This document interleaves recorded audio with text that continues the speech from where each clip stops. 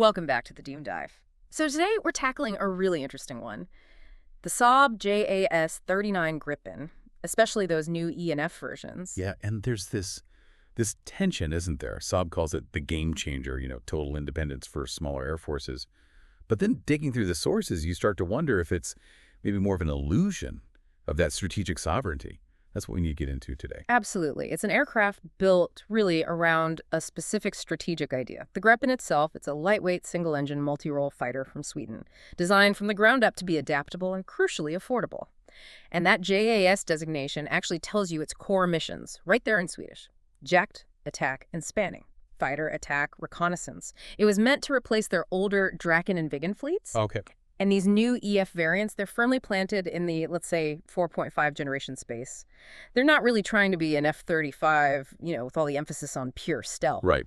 Different approach. Totally different. Their game is more about advanced avionics, networked intelligence, definitely lower operational costs, and this kind of unique dispersal capability, offering something potent but, well, different from the heavy, expensive fifth-gen jets. Okay, so let's unpack that game changer side first. Let's dive into the tech of the EF, the Gripen NG, as it was called. Saab's talking about ensuring air superiority in highly contested environments. Big claims. And a big part of that starts with the engine, right? They switched it out. They did. That's one of the major changes. They moved from the Volvo RM12, which was basically a GE F414 derivative, to a variant of the Super Hornets engine, the General Electric F414 GE 39E. And that gives it more power. Yeah, about 20% more thrust. Right. Which doesn't sound maybe revolutionary on its own, but for a relatively light airframe like the Gripen E, It makes a difference. it makes a huge difference. It allows the Gripen E to achieve supercruise. Ah, right. Sustained supersonic flight without needing the afterburner.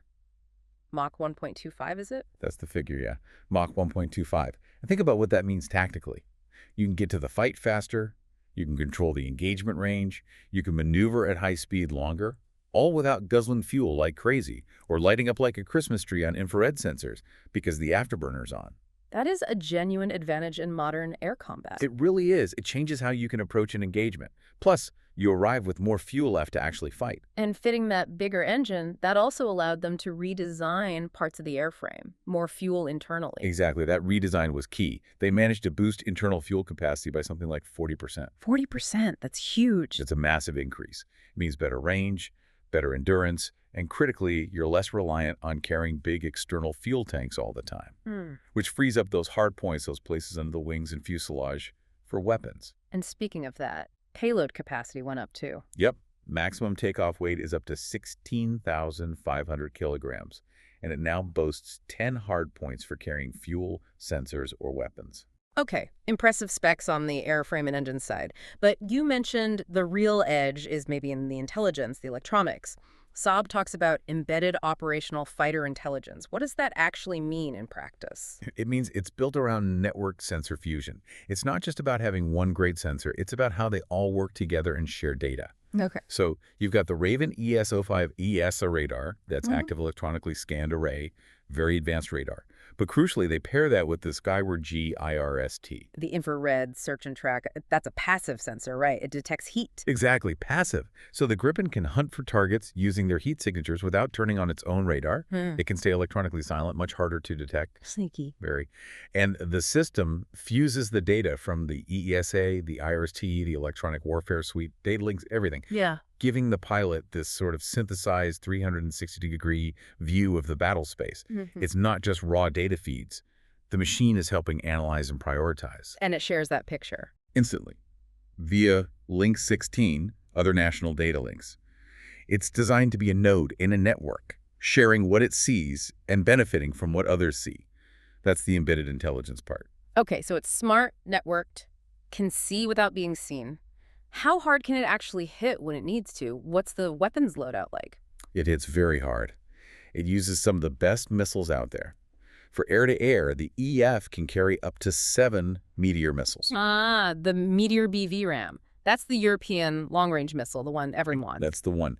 It's a bit of a revolution in missile tech because its ramjet motor allows it to stay powered and maneuverable much deeper into its flight envelope, way beyond where older rocket-powered missiles start to lose energy. Which creates a much bigger no-escape zone for the target. Exactly. Some sources say its effective kinematic range, especially head-on, could be 3 times that of older medium-range missiles like AMRAAM. It means the Gripen E can engage and likely destroy threats at ranges where the opponent literally can't shoot back effectively. And close in. For close-in fighting, it typically carries 2 Iris-T missiles, which are extremely agile, high-off-boresight missiles. And for air-to-ground, it integrates modern stuff like the Spice T-250 precision bombs, and it can carry those on clever quad launchers to maximize the loadout. Okay, so technologically, it sounds like it absolutely holds its own. High-end sensors, networking, top-tier weapons. It really does. Which brings us back to that paradox. How do they pack all this capability into something that's supposedly so much cheaper to run? Let's pivot to that core Swedish philosophy.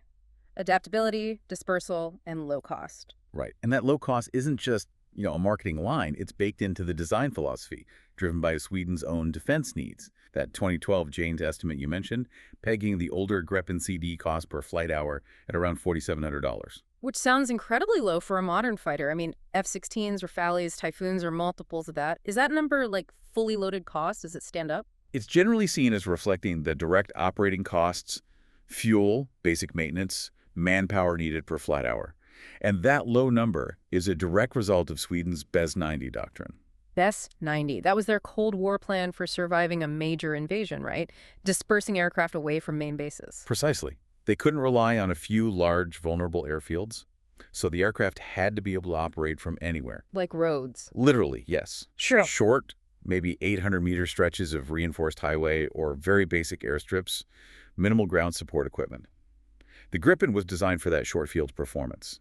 That's essential for wartime survival. You disperse your air force, making it much harder to wipe out on the ground. And that requirement for minimal support feeds directly into the maintenance and turnaround time, I guess? Absolutely. It had to be simple to maintain in the field. The goal was incredibly rapid turnaround. For an air-to-air mission, they aimed for refueling and rearming in under 15 minutes. 15 minutes? Yeah. And not by a huge specialized crew, but by maybe one trained technician and just a handful of conscripts. Think about that service on a forest road, ready to fly again, in less time than it takes to get a pizza delivered. That's radically different from how most air forces operate. It is. And that whole philosophy, ruggedness, simplicity where possible, minimal infrastructure needs, that's what drives down the day-to-day operating costs and boosts sortie rates. High availability, low footprint. So it achieves survivability through dispersal and high tempo rather than relying purely on expensive stealth features. How does it handle actually getting through contested airspace then? That's where the electronic warfare, the EW suite, comes in heavily. Yeah. Since it's not a true stealth design like an F-35 or F-22, it puts a massive emphasis on detecting, jamming, and confusing enemy radars and communications. Disruption, not just hiding. Exactly. It has a sophisticated 360-degree EW system and electronic attack capabilities. The idea is to use information warfare to create openings, to allow it to safely enter and exit highly contested, hostile, and high-threat environments, as Saab puts it. Blind the enemy, don't just sneak past them. Okay, let's shift to how this is played out in the real world. Because the Gripen has had a really unusual history in that sense. First flight way back in 1988. Entered service 96. Right.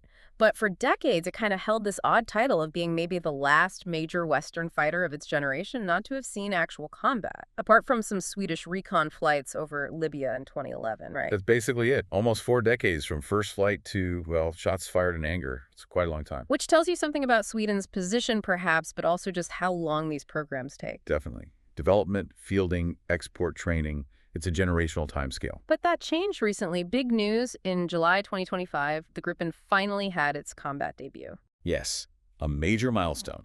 It was the Royal Thai Air Force, the RTAF, flying their Gripen CD variants. They conducted strike missions related to the border conflict with Cambodia. 37 years after first flight. That must give the platform a huge credibility boost on the export market, finally having that combat-proven label. Undeniably. Okay. It moves it from capable on paper to proven in action.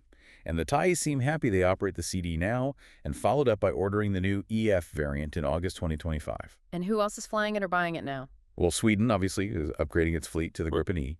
Brazil is a huge partner. They're co-producing the EF locally.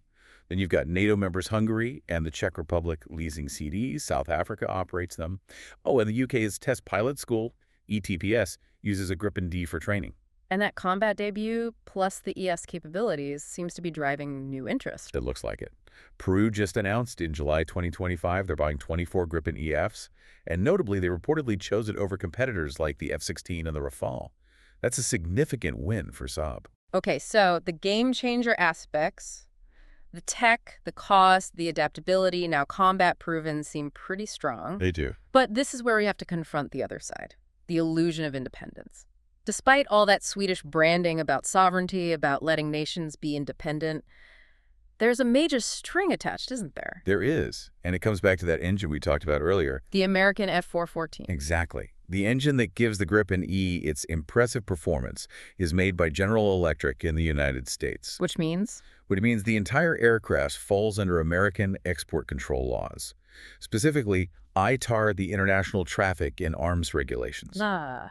So the U.S. government has to approve any sale. Effectively, yes. Washington holds a veto power over where Saab can sell its flagship fighter. Regardless of what Sweden wants or what the potential customer wants, if the U.S. says no to exporting the engine for that specific deal, the deal is dead. Can you give us an example where this actually happened, where ITAR stopped a sale? The clearest case seems to be Colombia. Early in 2025, Colombia had actually selected the Gripen E. It seemed like a done deal, fit their needs, good price point. Okay.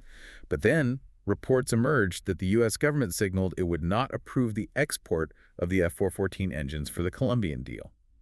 And just like that, the whole thing apparently collapsed. Wow. So the customer chose it, Saab wanted to sell it, but because of the U.S. engine, Washington could just nix the deal. That's the power ITAR grants. It highlights this stark reality behind the marketing. And that really clashes with how the Gripen is sometimes discussed politically, doesn't it? I mean, you hear arguments, say, in Canada during their fighter debates that choosing Gripen over the F-35 would mean less dependence on the U.S. Right. But if the engine itself is subject to U.S. approval, it seems buying the Gripen doesn't actually buy you out of that dependency. It maybe just buys you, like the source suggested, the illusion of sovereignty. It's a perfect example of the dilemma. Saab made a sound technical choice with the F-414. It's a great engine, available, proven. But that choice came with a significant strategic cost. It tethered their independent platform to U.S. foreign policy objectives. It really underscores that no complex weapons system today is truly national anymore. Pretty much impossible. Yeah. Global supply chains are just too integrated. Every major platform relies on components and technologies from multiple countries. Whether you're buying or building, you're caught in that web of dependencies.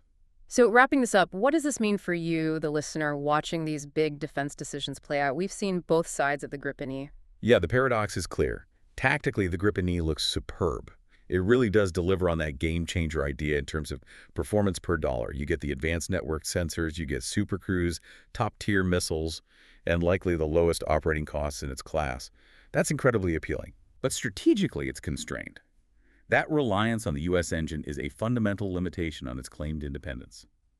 The nation supplying that critical component ultimately gets a major say in who can buy it and potentially where it can be used. So the huge takeaway here seems to be never judge a military purchase just by the glossy brochure specs, the speed, the payload, the radar range. Exactly. Those things matter, obviously. Yeah.